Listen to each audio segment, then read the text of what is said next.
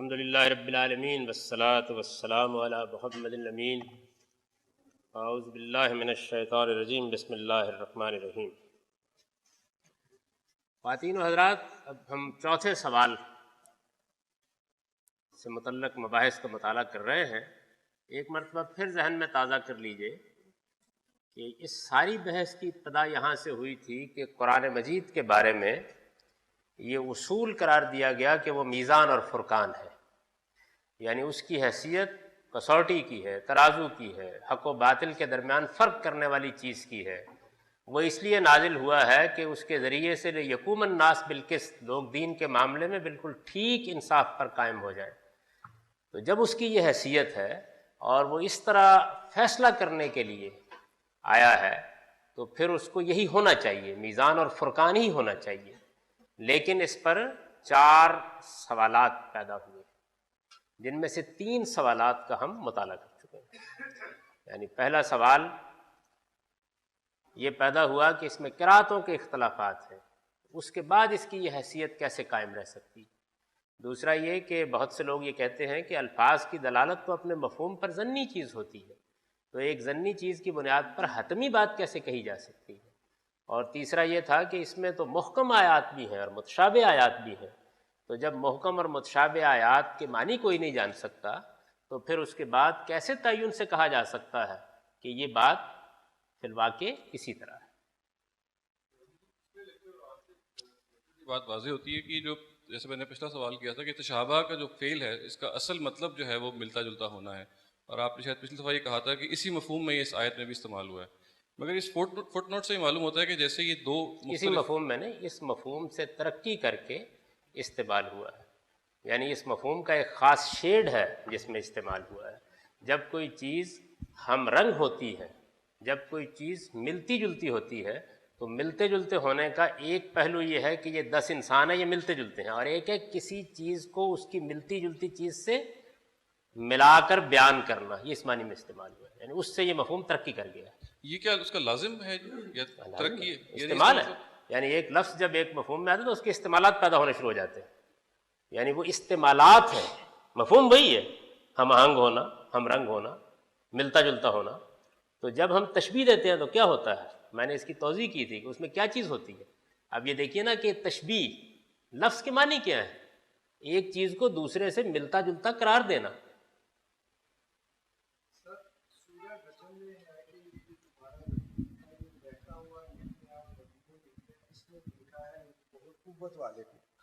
لیکن اسی بات کو جو مختلف مفسر ہیں وہ بیان کرتے ہیں کہ نبی صلی اللہ علیہ وسلم نے کچھ کہتے ہیں کہ حضرت جبرائیل علیہ السلام کو دیکھا ہے، اور کچھ کہتے ہیں کہ نبی صلی اللہ علیہ وسلم نے اللہ تعالیٰ کو دیکھا ہے۔ تو جب مفہوم ایک ہے تو پھر یہ کیوں متشابہ جو ہے مشتبہ کیسے ہو گئی ہے؟ یہ اس میں کوئی اشتباہ نہیں، یہ تو تفسیر کا اختلاف ہے، وہ رہے گا ہمیشہ، یعنی ایک چیز کو سمجھنے میں 2 رائے ہو سکتی، یہ اس میں کوئی متشابہ چیز نہیں ہے۔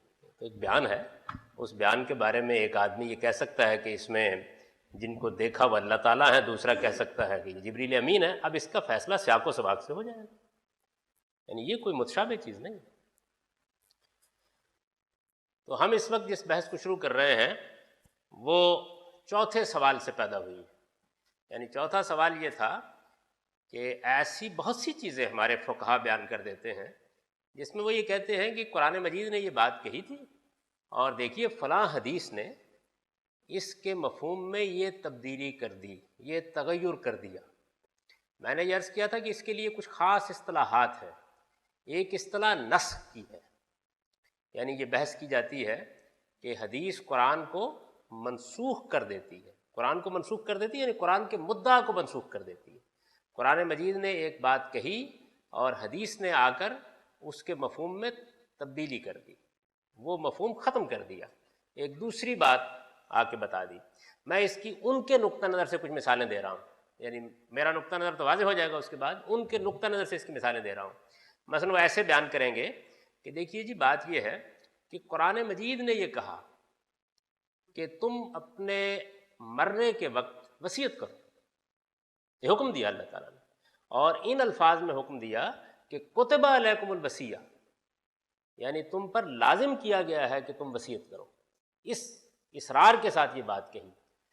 اچھا، اب وصیت کرو تو اس کا مطلب یہ ہے کہ وصیت کا حق ہر شخص کو حاصل ہو گیا، یعنی اپنے مال کے بارے میں، اپنی جائیداد کے بارے میں وہ وصیت کرے. اور ظاہر ہے کہ جب وصیت کے حق پر کوئی قدغن نہیں لگائی گئی، یہ کہا گیا کہ ان ترک خیرن، یعنی اگر اس نے مال چھوڑا ہے تو وصیت کرے، اور یہ کہا ہے کہ موت سے پہلے پہلے کر دے، اور یہ کہا ہے کہ یہ تم پر لازم کیا گیا ہے. تو قرآن مجید کے اس حکم پر جیسے ہی آدمی عمل کرنے لگتا ہے تو حدیث اس کے سامنے آتی ہے، اور وہ یہ کہتی ہے کہ لا وصیت لوارث، یعنی جن کو اللہ نے وارث قرار دے دیا ہے ان کے حق میں تم وصیت نہیں کر سکتے. تو گویا اس حدیث نے اس آیت کے حکم کو وارثوں کے حق میں منسوخ کر دیا، یعنی یہ مثال آپ سمجھیں اس کی. اچھا، اسی طریقے سے قرآن مجید نے مختلف جگہوں پر ہجرت کا حکم دیا ہے، اور یہ کہا ہے کہ جو لوگ ہجرت نہیں کرتے ان کی کوئی ذمہ داری پیغمبر پر عائد نہیں ہوتی. بہت سی آیات ہیں جس میں یہ چیز بیان ہوئی ہے، یعنی جو ہجرت رسالت میں آپ صلی اللہ علیہ وسلم کے ساتھ صحابہ نے کی تھی اس کا حکم کئی جگہوں میں بیان ہوا ہے.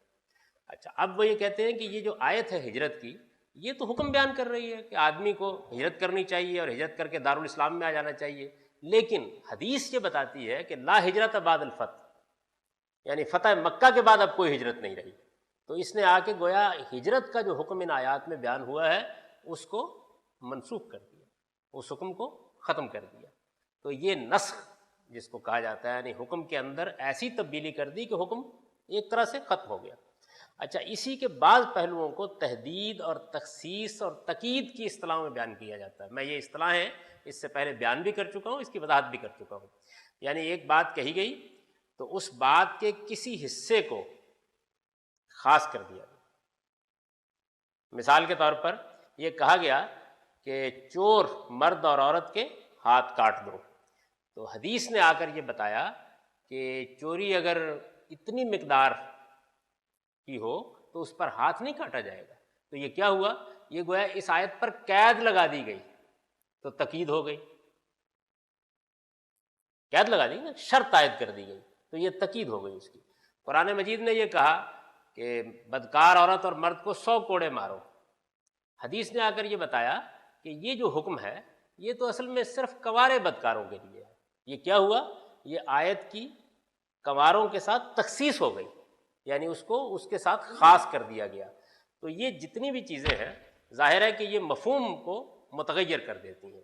تو یہ سوال ہم نے اٹھایا تھا کہ یہ جو چیز ہے اگر حدیث کر دیتی ہے تو اس کا مطلب تو یہ ہوا کہ پھر قرآن مجید کے حکم پر حدیث حکومت کر رہی ہے، یعنی پھر تو اس نے متعین کرنا ہے نا. یعنی یا تو یہ بیان کیا جائے کہ اس آیت کا مطلب یہ ہے، آپ کہتے ہیں اس آیت کا مطلب تو یہی تھا، لیکن اس کو حدیث نے آ کے متغیر کر دیا، اس پر ایک قید لگا دی. اس پر کوئی قید نہیں تھی، لگا دی. اس میں کوئی تخصیص نہیں تھی، اس کو خاص کر دیا. تو یہ جب ہم کہتے ہیں تو اس کا مطلب یہ ہے کہ قرآن مجید کے مفہوم کو متغیر کرنے کا حق کسی دوسری چیز کو دیا جا رہا ہے، یا اس پر کوئی قید عائد کرنے کا حق کسی دوسری چیز کو دیا جا رہا ہے. تو اس سے بھی قرآن مجید کی حکومت کے بارے میں وہی چیز پیدا ہوتی. چنانچہ اسی کو پھر وہ بیان کرتے ہیں ایک قاعدے میں کہ سنت و قاضیۃ علی الکتاب، یعنی سنت کا لفظ ظاہر ہے حدیث سنت دونوں کے لیے بولا جاتا ہے. تو وہ یہ کہتے ہیں کہ حدیث یا سنت یہ قاضیۃ علی الکتاب ہے، یعنی یہ قرآن مجید کے اوپر حکومت کر رہی ہے. یہ فیصلہ کرے گی کہ مدعا کیا ہے، یہ فیصلہ کرے گی کہ اب دیکھیے وہی میزان اور فرقان جو ہم قرآن کو کہہ رہے تھے، تو اس نقطہ نظر سے جب بات اپنے منتہا تک پہنچی تو السنت و قاضیۃ علی الکتاب ہو گئی. تو یہ چیز ہے جس کو ہم یہاں مطالعہ کریں گے کہ یہ بحث کیوں پیدا ہوئی ہے، یعنی ایسا کیوں ہوا ہے. چنانچہ پہلے دیکھ لیجیے میں نے تمہید میں کیا لکھا ہے. چوتھے سوال کا جواب یہ ہے کہ حدیث سے قرآن کے نسخ اور اس کی تحدید و تخصیص، یہ وہی اصطلاحات ہیں. چوتھے سوال کا جواب یہ ہے کہ حدیث سے قرآن کے نسخ اور اس کی تحدید و تخصیص کا یہ مسئلہ محض سوء فہم اور قلت تدبر کا نتیجہ ہے.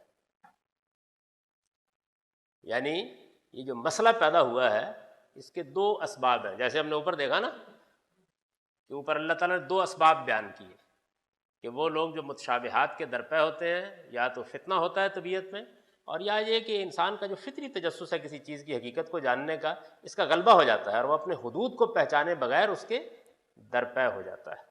تو یہاں بھی دو چیزیں اس کا مسئلہ بنی۔ ایک چیز یہ ہے کہ بعض لوگ قرآن مجید کی کسی آیت کو، کسی اسلوب کو، کسی مدعا کو سمجھنے میں غلطی کھا گئے، یعنی سوء فہم، بات صحیح طریقے سے سمجھی نہیں گئی۔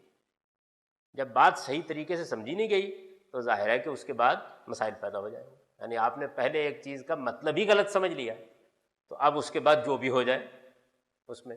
دوسری چیز قلت تدبر ہے، یعنی ایک آیت یہ تقاضا کرتی تھی کہ آپ اس پر زیادہ غور کریں، روا روی میں جو اس کا مفہوم سامنے آیا وہ لے لیا، اور لینے کے بعد ایک بحث پیدا ہو گئی۔ آپ یہ دیکھیں گے کہ ہر جگہ یہی صورتحال پیدا ہوئی۔ چوتھے سوال کا جواب یہ ہے کہ حدیث سے قرآن کے نسخ اور اس کی تحدید و تخصیص کا یہ مسئلہ محض سوء فہم اور قلت تدبر کا نتیجہ ہے۔ اس طرح کا کوئی نسخ یا تحدید و تخصیص سرے سے واقعی نہیں ہوئی کہ اس سے قرآن کی یہ حیثیت کہ وہ میزان اور فرقان ہے کسی لحاظ سے مشتبہ قرار پائے۔ گویا میں نے یہ بات کہہ دی ہے اور پورے اصرار کے ساتھ کہہ دی ہے کہ جو واقعہ بیان کیا جا رہا ہے وہ ہوا ہی نہیں۔ یعنی قرآن میں تو نہیں بیان ہوا تھا نا کہ حدیث اسے منسوخ کر سکتی ہے یا اس کی تحدید و تخصیص کر سکتی ہے، حدیث میں تو نہیں بیان ہوا تھا کہ حدیث یہ کر سکتی ہے۔ مسئلہ یہ تھا کہ لوگ کہتے یہ تو ہوا ہے، تو اب اگر میں یہ بات واضح کر دوں یہ ہوا ہی نہیں تو بحث ختم ہو جانی چاہیے۔ یعنی ایک چیز تو یہ ہے کہ بھائی قرآن نے یہ کہا ہے تو پھر تو مجھے اس آیت پر بحث کرنی چاہیے، حدیث میں کوئی ایسی بات آئی ہے تو اس حدیث پر بحث کرنی چاہیے۔ یعنی کسی حدیث میں یہ بیان کیا گیا ہے کہ حدیث قرآن کے ساتھ یہ کر سکتی ہے تو میں بحث کروں گا اس کے اوپر، لیکن یہاں صورتحال یہ نہیں ہے۔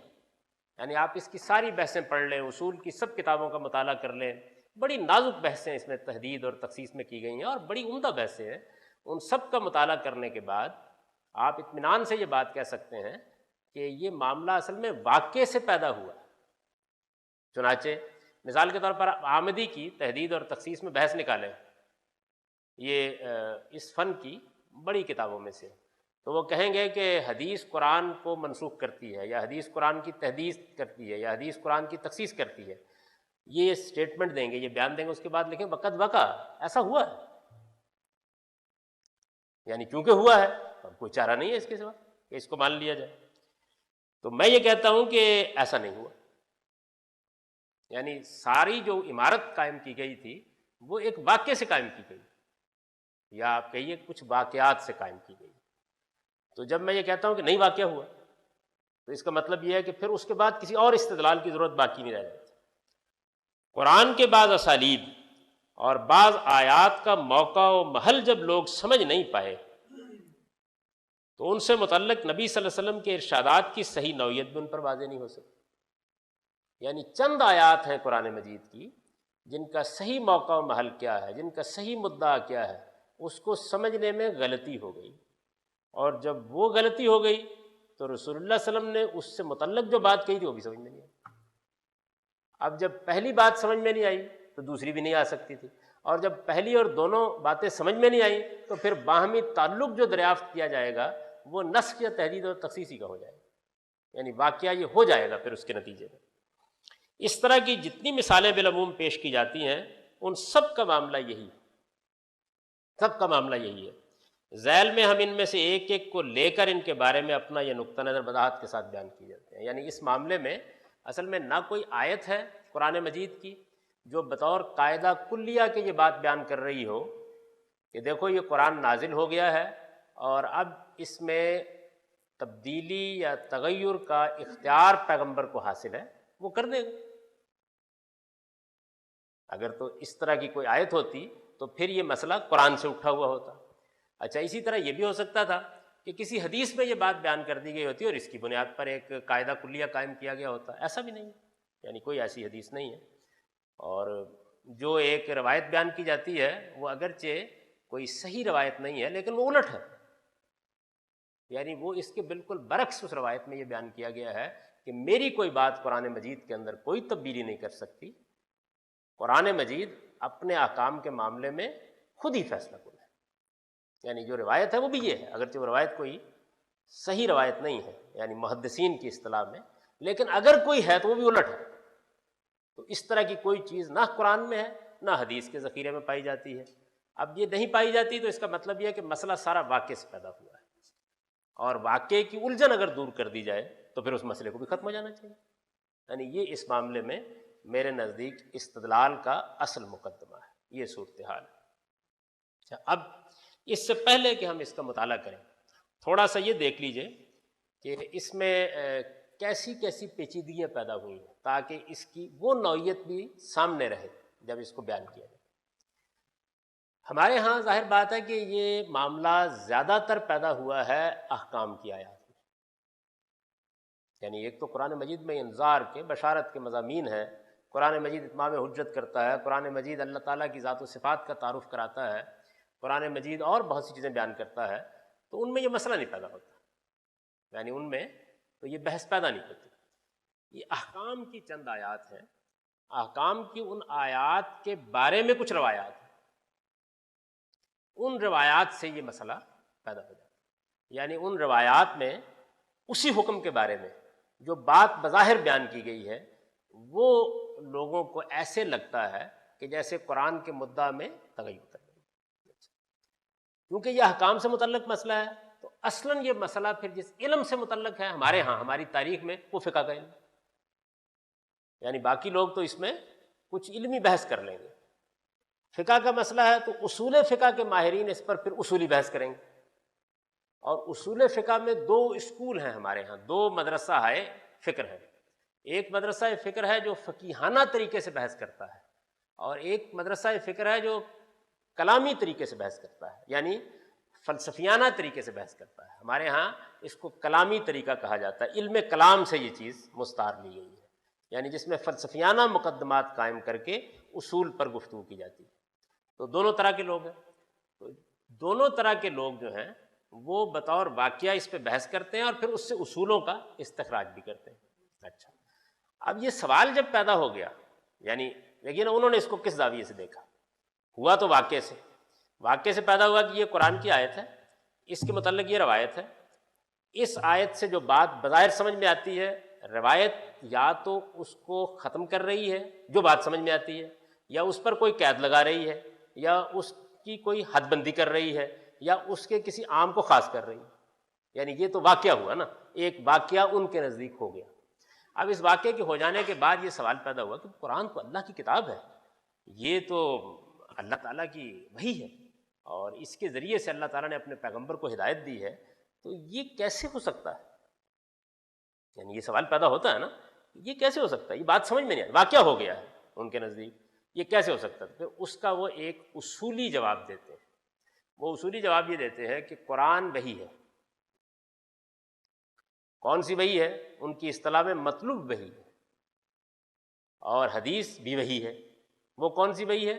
وہ خفی وحی ہے، یعنی قرآن وہ وحی ہے جس کی الفاظ میں تلاوت کی گئی ہے، اور حدیث وہ وحی ہے جس کی الفاظ میں تلاوت نہیں کی گئی، دونوں کا محبت پیغمبر کا سینہ ہے، یعنی وہ الفاظ میں پڑھی گئی رسول اللہ صلی اللہ علیہ وسلم تک پہنچ گئی، وہ الفاظ میں پڑھی کی نہیں گئی، اس کا مفہوم القاء کر دیا گیا، رسول اللہ تک پہنچ گئی۔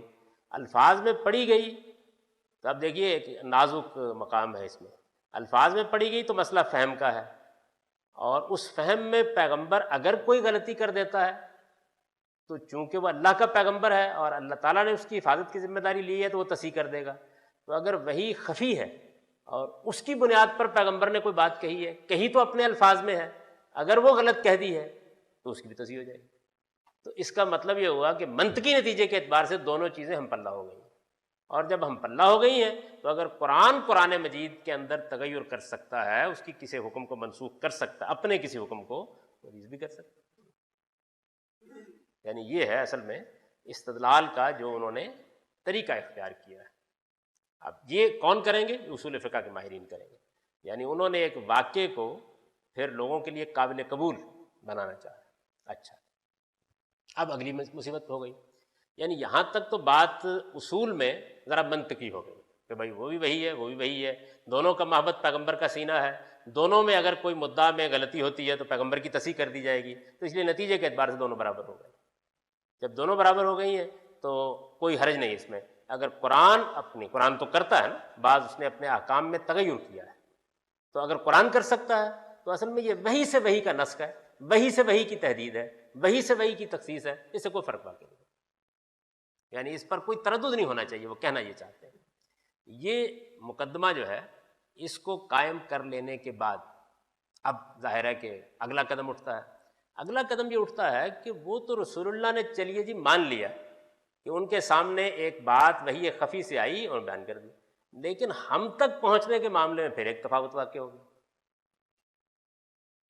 گیا نا، یعنی قرآن جو ہے وہ اپنی جنس میں ایک مان لیجئے، یعنی میں ان کا استدلال آپ کو سمجھا رہا ہوں، پہلے یہ مان لیجئے کہ دونوں وحی تھے، دونوں اللہ تعالیٰ کی طرف سے آئے، ایک الفاظ میں آ گیا، ایک الفاظ کے بغیر آ گیا، دونوں کی تصحیح کا موقع موجود تھا، اس لیے وہاں غلطی نہیں ہوئی، ہم پلہ قرار دے دیا۔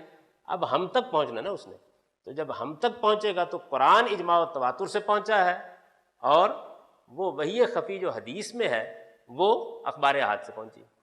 جب وہ اخبار احاد سے پہنچی ہے تو اب اگلا مسئلہ پیدا ہوتا ہے کہ پھر کیا اس خبر واحد سے، جس کے بارے میں ظاہر ہے کہ ہر عاقل یہی کہے گا کہ یہ تو یعنی ہم پلہ نہیں ہے، اس سے پھر ایک ایسی، یعنی اب گویا ترتیب کیا بنی، اب قرآن اور حدیث کو تو آپ ایک طرف رکھ لیجیے نا، وہاں تو وحی اور وحی ہونے کی بنیاد پر ایک چیز ہو گئے تھے، اب یہ رکھیے کہ اجماع اور تواتر سے ملنے والے خدا کے حکم کو کیا اخبار احاد سے ملنے والا حکم منسوخ کر سکتا ہے، کیا اس کی تحدید کر سکتا ہے، کیا اس کی تخصیص کر سکتا ہے؟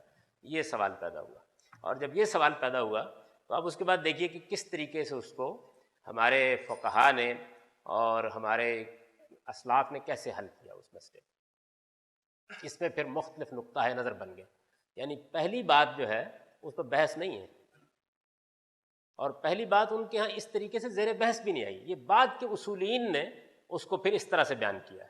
آپ غزالی کی مستصفیٰ دیکھیں یا آمدی کے احکام دیکھیں یا شاطبی کی موافقات دیکھیں تو اس میں آپ کو یہ بحث مل جائے گی کہ وہ اصولی لحاظ سے کیسے دیکھتے ہیں، اس کی میں نے پہلے وضاحت کر دی۔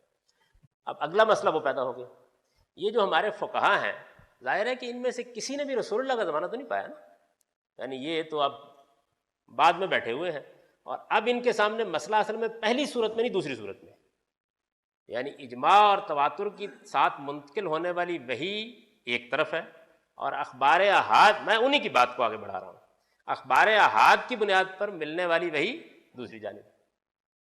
تو اب کیا کیا جائے؟ تو اس میں ایک موقف امام شافعی کا، امام شافعی اصل آدمی ہے، جس کو آپ کہتے ہیں نا اہل حدیث نقطہ نظر، اس کی بنیاد اصل میں ان سے پڑی ہے، اور اس کے بعد اس کے دوسرے جو بڑے آدمی ہیں وہ احمد بن حنبل ہے، یہ ایک ہی چین ہے، اور امام شافعی کے مقابلے میں وہ کم فقی اور زیادہ محدث ہے۔ امام شافعی محدث بھی ہیں، حدیث سے بھی ان کو اشتغال ہے، جس طرح کے وہ فن اس زمانے میں موجود تھا، ظاہر بڑے ابتدائی دور کے لوگوں میں سے۔ تو امام شافعی اس نقطے کو کیسے دیکھتے ہیں؟ بہت دلچسپ چیز ہے، وہ کہتے ہیں کہ یہ قرآن نے کہا کہ بدکار عورت اور مرد کو 100 کوڑے مارو۔ مثال لے لیجیے، بات بڑی آسانی سمجھ میں آ جائے گی وہ کیا کہتے ہیں۔ بدکار مرد اور عورت کو 100 کوڑے مارو، یہ قرآن نے کہا۔ حدیث سے معلوم ہوا کہ رسول اللہ صلی اللہ علیہ وسلم نے 100 کوڑے کنوارے کو مارے ہیں، شادی شدہ کو سنگسار کیا، یہ معلوم ہو گیا۔ اب وہ یہ کہتے ہیں کہ اس کا نتیجہ کیا نکلا؟ اس کا نتیجہ یہ نکلا کہ یہ معلوم ہوا کہ قرآن کی آیت جو ہے وہ کنواروں کے لیے، یہی نتیجہ نکلا تھا نا پہلی صورت میں۔ اچھا، وہ اب آگے بڑھتے ہیں اور آگے بڑھ کے یہ کہتے ہیں کہ قرآن مجید کے الفاظ سے بظاہر تو یہ لگ رہا تھا کہ آیت کنوارے اور شادی شدہ دونوں کے لیے ہے، لیکن جب حدیث آ گئی اور اس نے یہ بتایا کہ یہ کنواروں کے لیے ہے تو اب مان لینا چاہیے کہ اصل میں آیت کا مطلب یہ تھا، یعنی اب یہ تسلیم کرنا چاہیے کہ اصل میں آیت کا مطلب یہ تھا۔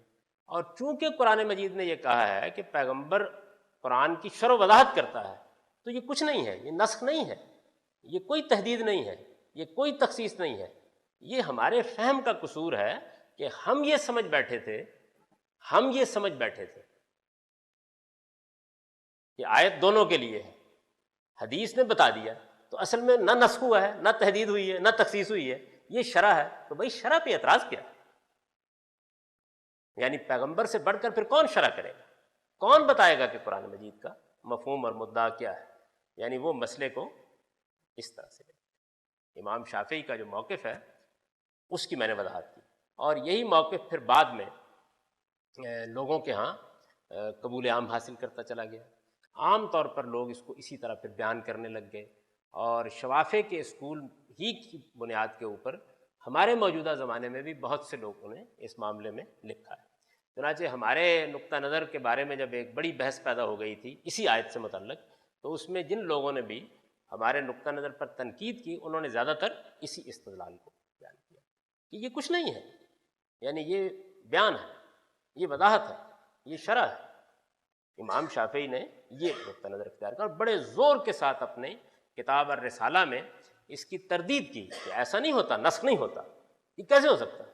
اچھا اب دیکھیے اصول میں موقف کتنا شاندار ہے، یعنی اصول میں وہ کیا کہہ رہے ہیں کہ نہیں، حدیث قرآن کو منسوخ نہیں کر سکتی، حدیث قرآن کی تحدید نہیں کر سکتی، حدیث قرآن کی تقید نہیں کر سکتی۔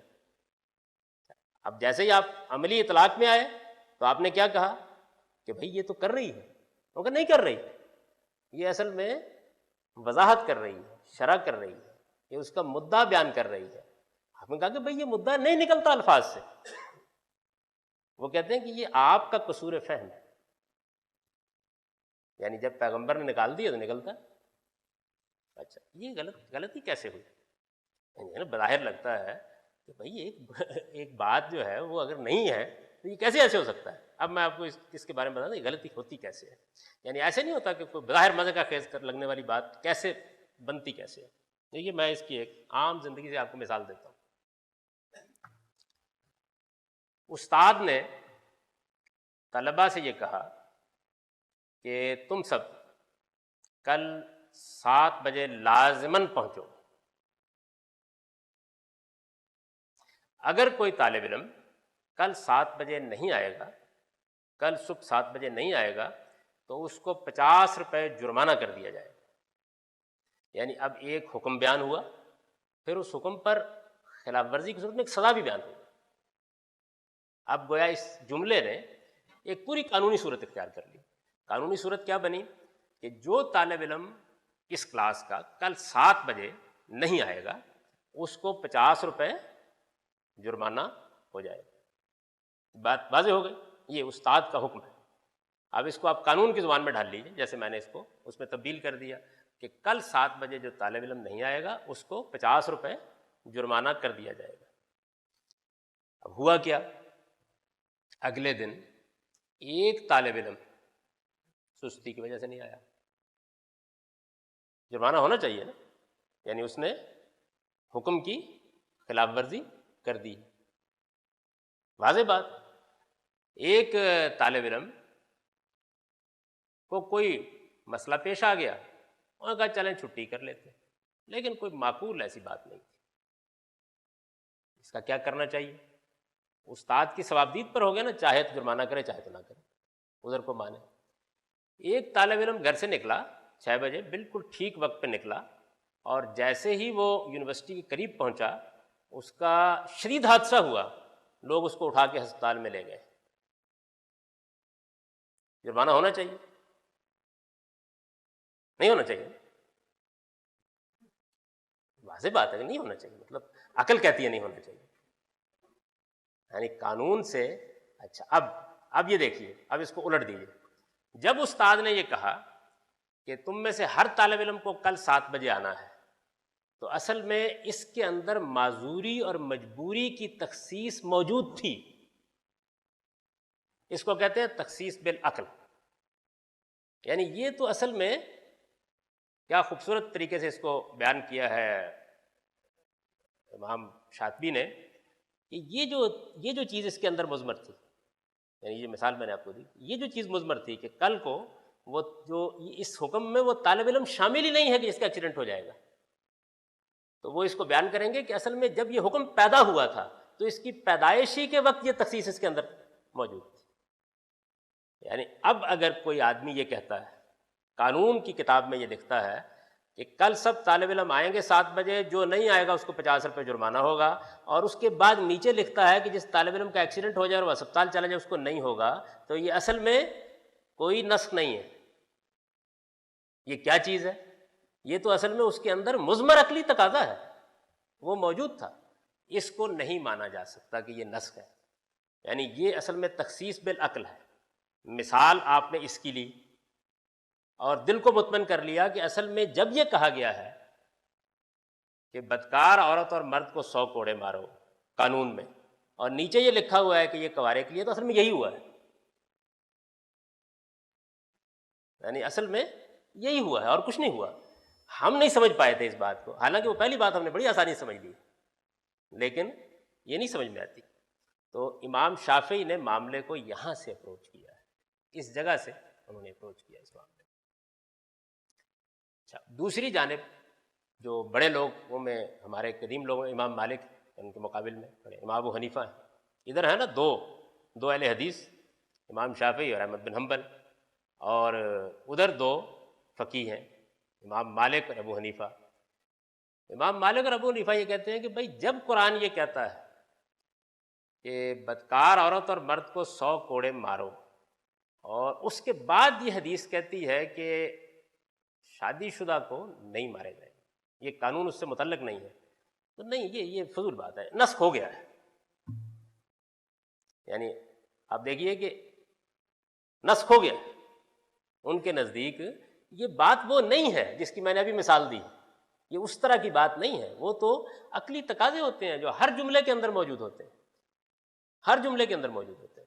جب بھی کوئی جملہ بولا جاتا ہے، جب بھی قانون میں کوئی اسٹیٹمنٹ دی جاتی ہے، تو اس کے اندر عقلی تقاضے استثناء میں موجود ہوتے ہیں، یعنی وہ آپ سے آپ مضمر ہوتے ہیں. تو اس کو اس طرح کی بات نہیں قرار دیا، وہ اور بات ہے، یہ اور بات ہے، شتانہ ما بینہما، آپ اس کو الگ الگ رکھیں. یہ نسخ ہو گیا ہے.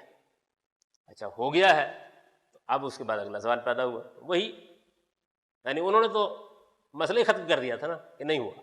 یہ اصل میں وہی ہوا ہے جو میں نے آپ کو مثال دی کہ اب بچے کا ایکسیڈنٹ ہو گیا ہے، اور چونکہ ایکسیڈنٹ ہو گیا ہے تو یہ کوئی ایسی بات ہی نہیں، قانون میں لکھ دیں بے شک، یہ مانی ہوئی بات ہے، یہ جملے کے اندر ہی موجود تھی، پہلے سے ہی مضمر تھی، یہ تو اس کی پیدائش کے وقت ہی سے اس کے اندر موجود تھی، اس میں کوئی تبدیلی ہوئی نہیں. یہ تو جب متکلم نے یہ الفاظ بولے تھے اسی وقت اس کے منشا کے اندر یہ چیز شامل تھی کہ یہ ان لڑکوں سے متعلق نہیں ہے جن کو کوئی حادثہ پیش آ جائے یا جن کے ساتھ کوئی اس طرح کا معاملہ ہو جائے. اس کی اور بھی مثالیں دی جا سکتی ہیں،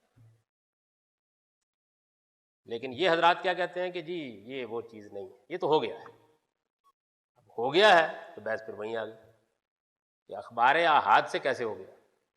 یعنی وہ پہلی بات کو چھوڑ دیجئے، خبر واحد سے اجماع اور تواتر پر مبنی قرآن میں یہ کام کیسے ہو گیا. تو انہوں نے کہا کہ بات یہ ہے کہ بات ٹھیک ہے، ایسا نہیں ہونا چاہیے.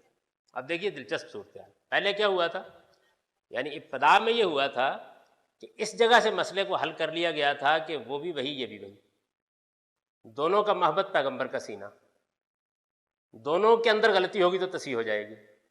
تو اب یہاں کیا کیا گیا، وہاں تقابل تھا اصل میں وہی اور وہی میں، یہاں تقابل کس چیز میں ہے، اجماع اور تواتر میں، یہ ہے نا، اور خبر واحد میں. تو انہوں نے کہا کہ نہیں، خبر واحد سے نہ نسخ ہوتا ہے نہ کچھ اور ہوتا ہے، کچھ نہیں ہوتا.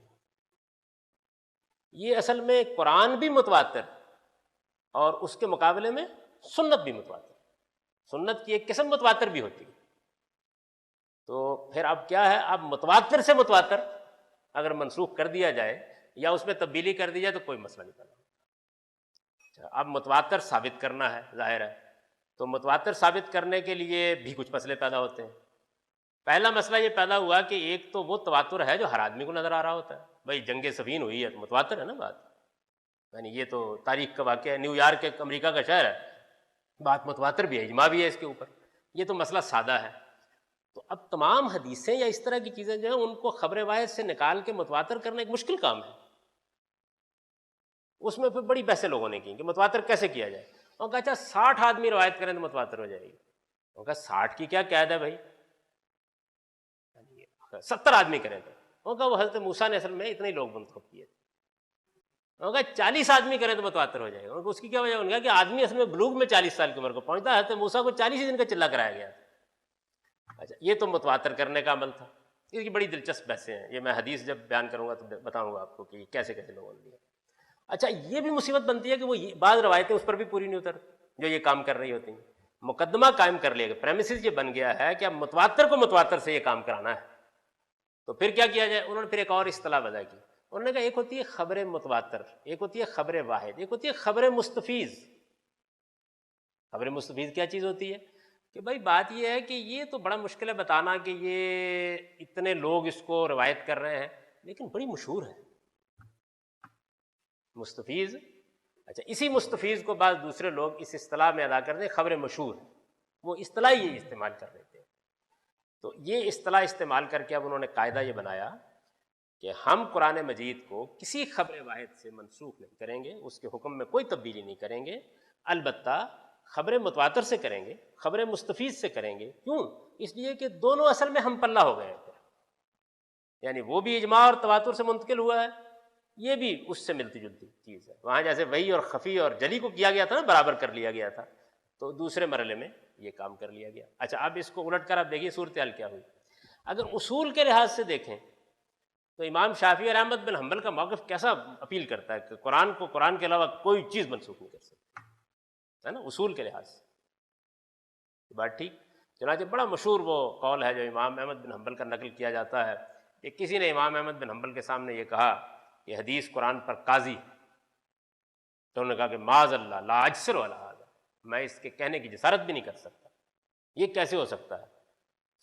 سنت اور حدیث جو ہے وہ تو قرآن مجید کو تفسر ہو، اس کی تفسیر کرتی، تبین ہو، اس کی وضاحت کرتی، تو آپ اصول میں کیسا اعلیٰ موقف ہے یہ۔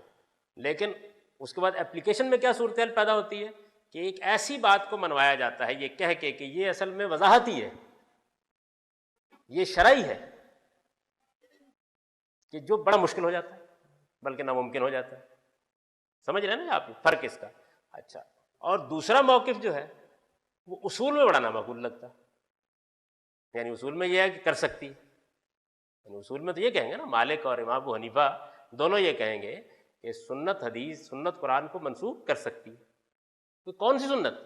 متواتر سنت، مستفیض سنت، مشہور سنت۔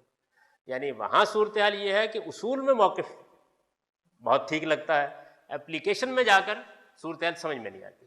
اور یہاں صورتحال کیا ہے؟ یہاں صورتحال یہ کہ اصول میں موقف بہت غلط لگتا ہے لیکن عقلاً بالکل ٹھیک لگتی ہے بات، یعنی اگر کرنا تو یہی کرنا چاہیے نا بھائی، یہ بات مانیے کہ یہ نسخ ہو رہا ہے، یہ ماننا ایک چیز کی بداہت کا، وہاں تو ہمیں یہ کہا جاتا ہے کہ نہیں تم اعتراف کر لو کہ تم نہیں سمجھ پا رہے اس بات کو، یہاں کم سے کم یہ تقاضا نہیں کیا جاتا، ایک دوسری بات کہی جاتی ہے۔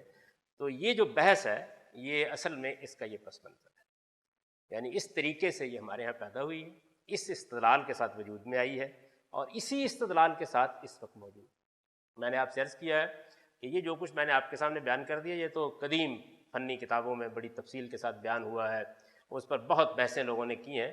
موجودہ زمانے میں جب ہم نے ایک خاص موقف اختیار کیا اسی آیت کے بارے میں اور اس پر وفاقی شرعی عدالت نے فیصلہ دے دیا، تو پھر اس پر ہمارے نقطہ نظر کے خلاف بہت سی کتابیں لکھی گئی، تو ان کو اگر آپ اٹھا کے پڑھیں، اردو زبان میں لکھی ہوئی ہیں، تو ان میں کیا کیا لوگوں نے؟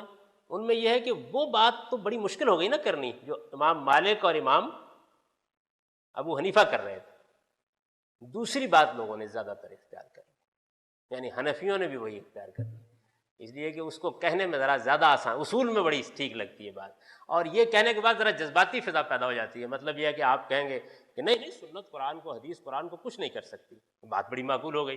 اب اس کے بعد آپ نے کہا کہ یہ تو ہوا ہے، مگر نہیں ہوا، یہ تو وضاحت اور بیان ہے۔ آپ نے کہا کہ بھائی سمجھ میں نہیں آتا، ہوں کہا اپنے فہم کا آپ علاج کرائیے، آپ کا فہم پیغمبر سے بڑھ کر ہے۔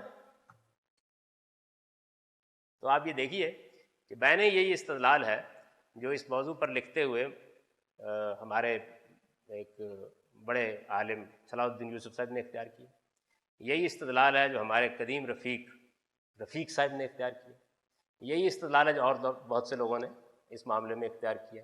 تو آپ دیکھیں کتابیں حد رجم کی شرعی حیثیت اس عنوان سے لکھی ہوئی ہیں، اس میں یہ بحث ہے باقاعدہ، اور یہ بحث جب آپ پڑھیں گے تو آپ یہ دیکھیں گے کہ اس میں بالکل ایسے ہی اس کو بیان کیا جاتا ہے، یعنی کم لوگ ہیں کہ جنہوں نے مالک اور ابو حنیفہ کا موقف اپنا کے بات آگے بڑھائی، اس لیے کہ وہ اصول میں کہنی مشکل ہے، اور زیادہ لوگ وہ ہیں حنفی، انہوں نے دوسرا موقف اختیار کر کے بات آگے بڑھائی، کیونکہ اس میں جب وہاں پہنچتا ہے نا آدمی کہ اچھا تم اپنے فہم کی بات بنیاد پہ کہہ رہے ہو، تو اس میں اصل میں مخاطب کو جذباتی لحاظ سے مغلوب کرنا بڑا آسان ہو جاتا ہے، یعنی اس بات کے بارے میں بحث کرنی مشکل ہو جاتی ہے، ایک جذباتی فضا پیدا ہو جاتی ہے۔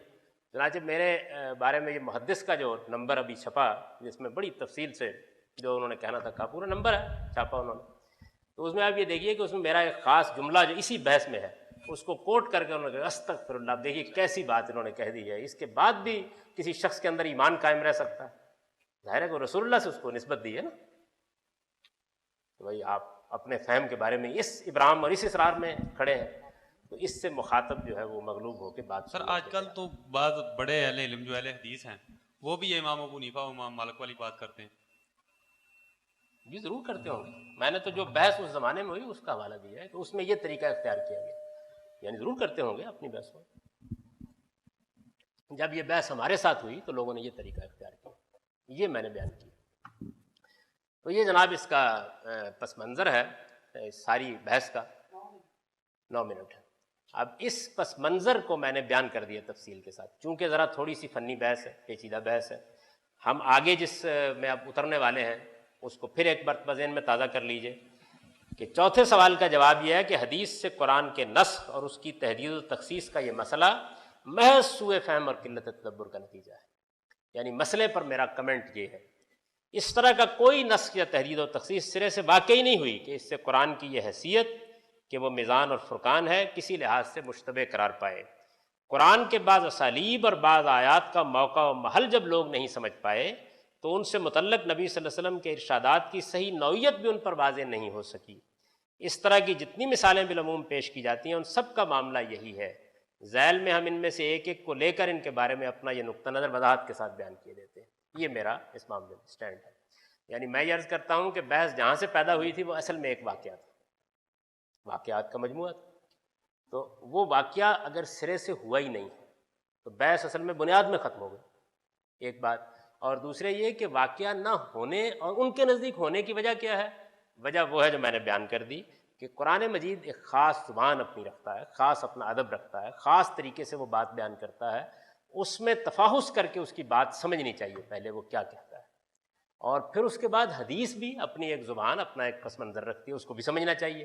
جب دونوں سمجھ میں آ جائیں گی تو اصل میں وہ واقعہ ہوتا نہیں، یعنی دونوں کے سمجھنے میں غلطی لگ گئی تو ہو گیا واقعہ، اور دونوں جب سمجھ میں آ گئی تو کوئی واقعہ نہیں ہوا۔ بیان ہی وہی بات جو ہم پیچھے کی بحث میں دیکھ چکے ہیں کہ اگر تو بات اس آیت میں متشابہ اور تعویل کا مطلب غلط لے لیا گیا تو ساری بحث پیدا ہو گئی، اور جب وہ متشابہ اور تعویل کا مطلب درست آپ نے سمجھ لیا ساری بحث ختم ہو گئی، یعنی اس کے بعد معاملہ ختم ہو گیا۔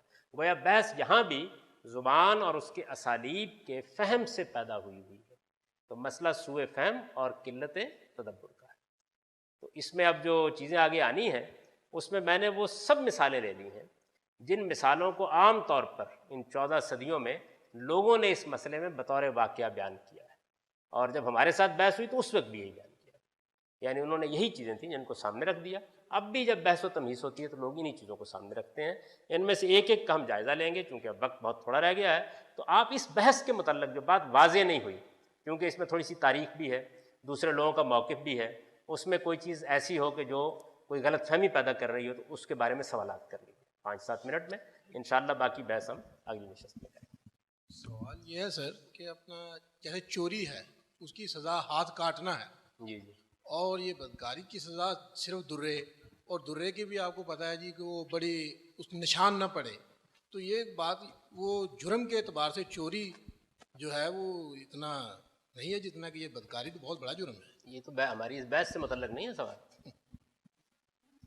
یعنی یہ سوال تو اس بحث سے متعلق نہیں ہے یہ۔ ایک منٹ افضال صاحب، جی جس موقف پہ آپ کی فکر پہنچی ہے یہ اس دور میں بھی یہ موقف موجود تھا کہ نہیں؟ مقصد ریورس موقف بنا جو فقہا نے بھی اختیار آپ کیا۔ اس سوال کا جواب خلوت میں نہیں پوچھ سکتے نہیں ایسا نہیں ہے، جو موقف تھے وہ میں نے بیان کر دیا، یعنی جو موقف اس معاملے میں ہے وہ وہی دو ہیں، وہی چلے آ رہے ہیں اب تک، اور انہی کو لوگ عام طور پر بیان یہ امام مالک البتہ یعنی فقہا کے ہاں جی امام شافعی نے اپنی کتاب میں لکھا ہے رجمی کے حوالے سے کہ امت میں صرف خوارج ہی وہ لوگ تھے جنہوں نے اس کا انکار کیا ہے، یعنی اس کی سزا کا، آیت کا، یعنی جس طرح، تو یہ ان کا کیا استدلال تھا؟ نسخ یا خوارج کا کیا استدلال تھا؟ جی بھائی اس میں پہلے میں ایک وضاحت کر دوں، یہ کہ خوارج کی اپنی کوئی تصنیفات موجود نہیں. خوارج کے موقف جو کچھ بھی بیان کیے جاتے ہیں وہ اصل میں ان کے مخالفین اپنی کتابوں میں تردید کرنے والے نقل کرتے ہیں. اب جب مخالفین تردید کرنے والے کوئی موقف نقل کرتے ہیں تو یہ مشکل ہو جاتا ہے کہنا حتمی طور پر کہ حقیقت میں ان کا موقف بھی یہی تھا. ایک تو یہ سمجھ لیجیے، ہمارے پاس اس وقت یعنی خوارج ظاہر ہے کہ ماضی کا ایک فرقہ ہے، سیدنا علی رضی اللہ عنہ کے ساتھ جو جنگیں ہوئی ہیں ان میں پیدا ہوا. پہلے مرحلے میں ان کا اختلاف سیاسی تھا، تحکیم سے آپ جانتے ہیں کہ یہ سارا اختلاف پیدا ہوا جب امیر معاویہ رضی اللہ عنہ میں اور حضرت علی رضی اللہ عنہ میں یہ بات طے ہو گئی کہ ہم 2 ثالث مقرر کریں گے اور وہ فیصلہ کریں، اس کو تحکیم کہتے ہیں. تو اس پر ان کے درمیان اختلاف پیدا ہوا. تو جو لوگ سیدنا علی رضی اللہ عنہ کو چھوڑ گئے، یعنی خرجو چھوڑ گئے، نکل گئے، ان کو خوارج کہا گیا. ان کا نام بھی اسی سے پڑا ہے. پہلے مرحلے میں جیسے شیعہ نقطہ نظر اصل میں سیاست سے پیدا ہوا ہے، ایسے ہی پیدا ہوا. اچھا جب ان کا ایک الگ گروہ بن گیا تو اس کے بعد قرآن مجید کی بہت سی آیات سے انہوں نے استدلال کرنا شروع کر دیا. اچھا اس استدلال میں مثال کے طور پر یہ آیت زیر بحث آ گئی کہ انہوں نے کہا قرآن میں لکھا ہوا ہے ان الحکم الا للہ، حکم صرف اللہ کا ہے. یہ علی اور معاویہ دونوں نے جب تحکیم قبول کر لیا تو اس کا مطلب ہے انہوں نے حکم اللہ کی بجائے ان دونوں کا ماننا ہے. تو اس کا مطلب کیا ہوا؟ اس کا مطلب یہ ہے کہ یہ دین سے نکل گئے، دونوں ہی نکل گئے ہیں دین سے، کیونکہ انہوں نے اللہ کے حکم کو ماننے سے انکار کر دیا. یہی وہ تعویل ہے ان کی جس پر سیدنا علی رضی اللہ عنہ کا وہ مشہور جملہ ہے کہ کلمۃ حق اریدہ بہ الباطل، یعنی آیت تو ٹھیک پڑی ہے لیکن اس سے مراد بڑی باطل بھی. یعنی یہ اس زمانے میں ان کے استدلال کی نوعیت تھی. اور تھے بڑے جذباتی لوگ، اپنے زمانے کے طالبان تھے، تو اسی اسلوب میں عام طور پر مذہب دین کی بحثیں بھی کرتے تھے، اس کو پیش بھی کرتے تھے. اس میں بڑی پیچیدگیاں ہو جاتی. مثلا ایک مشہور واقعہ بیان کیا جاتا ہے نا کہ ایک دن وہ امام ابو حنیفہ کی مجلس میں آ گئے. ان کا جو ایک بڑا مشہور آدمی ضحاک، اس کی قیادت میں کوئی 10 15 20 تھے، تو وہ آ گئے. انہوں نے آگے امام ابو حنیفہ سے کہا کہ یہ تلوار ہے، معاملہ آج فیصل کر کے جائیں گے. انہوں نے کہا کہ بھائی اگر تو آپ لوگ مارنے ہی آئے ہیں تو پھر تو مار لیجیے، بات ختم ہو جاتا. آگے انارکسٹ تھے نا، گلیوں بازاروں میں پھر رہے تھے اس طریقے سے، تو مار لیجیے. لیکن کیا یہ جو کچھ آپ مارنا چاہتے ہیں اس سے پہلے اتمام حجت تو کریں گے نا مجھ پر؟ تو انہوں نے کہا کہ وہ تو بہت ضروری ہے. تو انہوں نے کہا ٹھیک ہے پھر اس پہ گفتگو کرتے ہیں، آپ کے موقف میں میرے موقف میں کیا فرق ہے. وہ ذہین آدمی تھے، تو انہوں نے کہا کہ ہمارا موقف یہ ہے. انہوں نے کہا نہیں، اس سے پہلے یہ تو مسئلہ ہو جائے گا نا، میں اپنا موقف بیان کروں گا، آپ اپنا بیان کریں گے، فیصلہ کیسے ہوگا کس کا ٹھیک ہے؟ ہوگا کسی کو ثالث بنا لیتے ہیں. ان کا حضرت علی نے کیا کیا تھا. تو وہ اس کو مانے بغیر اٹھ کے چلے گئے. یہ گروہ تھا. اب ظاہر ہے کہ اس گروہ کے بارے میں یہ واقعات جی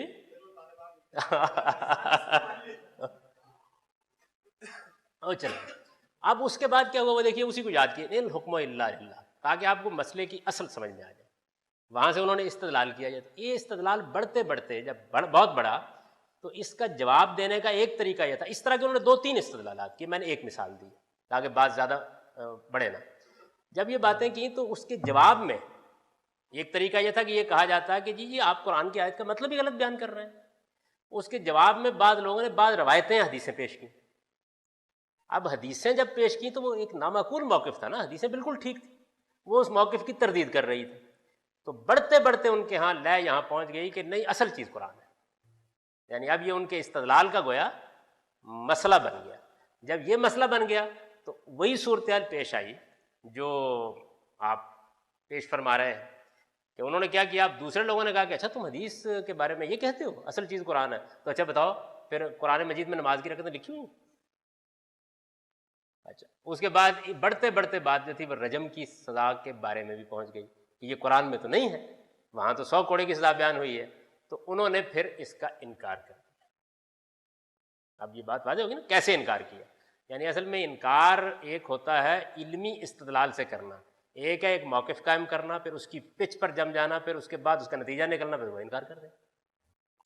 تو یہ خوارج کے بارے میں جو کچھ ہمارے ہاں موجود ہے وہ یہ ہے. لیکن میں نے وضاحت کر دی اس بات کی کہ یہ دیانت کے خلاف ہے کہ میں ان کی طرف اس موقف کو حتمی طور پر منسوب کروں، کیونکہ یہ پھر ان کا موقف میرے علم میں ہونا چاہیے نا، ان کی کوئی تصنیفات موجود نہیں ہے، ہمیں ان کے یہ سارے موقف، ان کی یہ ساری بحثیں اصل میں ان کی تردید کرنے والوں کے ہاں ملتی ہیں، تو وہ ہو سکتا ہے اس سے زیادہ معقول بات کہتے ہیں۔